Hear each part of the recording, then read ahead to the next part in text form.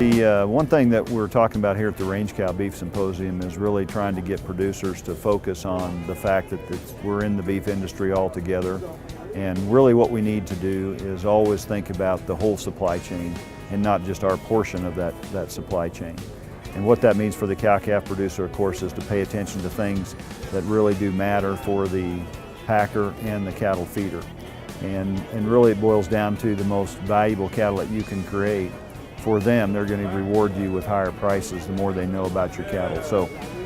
I spend a lot of time looking at what creates profitability in the feed yard and on the rail, carcass-wise, and you can boil it down to some pretty simple things. I mean, in the feed yard, obviously we need cattle that stay healthy,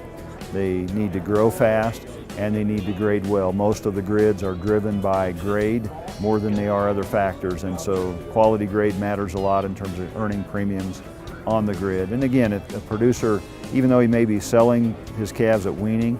that's fine, but somebody is going to buy those calves and feed them, and they're going to experience the carcass traits that those cattle have,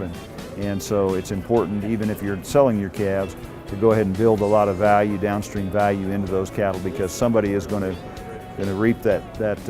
value for better or worse, and they're going to turn around and pay more or less or be more or less aggressive on buying your calves a second year just because of what they know about them. Our industry is doing a better and better job, I think,